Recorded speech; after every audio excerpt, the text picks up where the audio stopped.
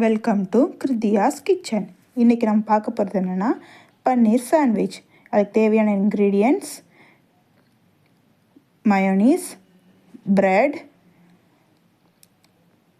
Tomato ketchup, green chutney, capsicum, cheese, paneer, onion, tomato.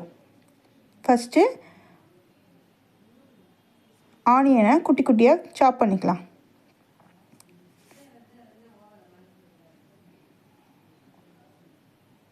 டொமேட்டோஸையும் குடி குடிச்சு சாப் பண்ணிக்கலாம். நெக்ஸ்ட்டு கேப்சிகமையும் சின்ன சின்னதாக கட் பண்ணிக்கலாம்.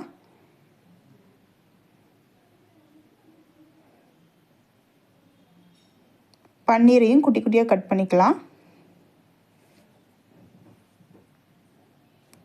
எல்லாத்தையும் கட் பண்ணி எடுத்து வச்சாச்சு. நெக்ஸ்ட்டு ஒரு பேன் எடுத்து ஹீட் ஆன உடனே ஆயில் சேர்த்து அது ஹீட் ஆன உடனே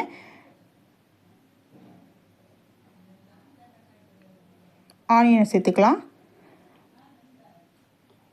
ஆனியன் நல்லா வதக்கிக்கலாம். ஆனியன் நல்லா வதங்கின உடனே நெக்ஸ்ட்டு டொமேட்டோ சேர்த்து அது கூட உப்பு சேர்த்துக்கலாம். தக்காளி வதங்கின உடனே கேப்சிகமே சேர்த்துக்கலாம். கேப்சிகம் கொஞ்சம் வதக்கி விட்டுக்கலாம்.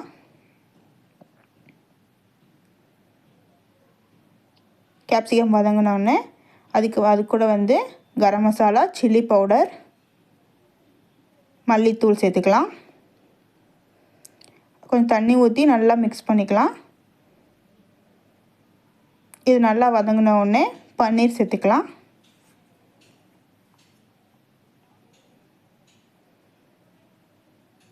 பன்னீர் சேர்த்து நல்லா வதக்கி விட்டுக்கலாம்.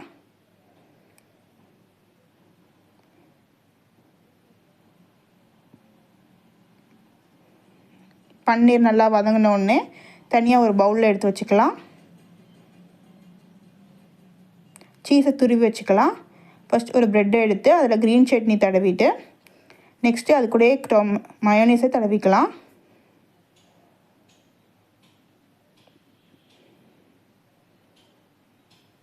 அது கூட ஸ்டஃபிங் நம்ம ரெடி பண்ண ஸ்டஃபிங்கை வச்சுக்கலாம். அதுக்கு மேலே சீஸ் துருவினதை போட்டுக்கலாம். நெக்ஸ்ட் ஒரு ப்ரெட்டில் மயோனீஸையும் ரெட் சட்னியையும் தடவிக்கலாம்.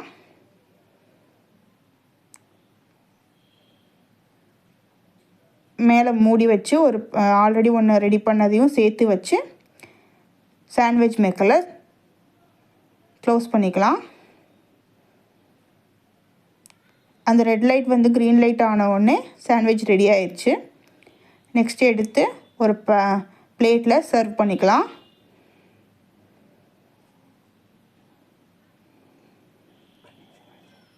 சக்தி சுதன் எப்படி இருக்குது? இது நம்மளோட சாண்ட்விச் ரெடி ஆயிடுச்சு.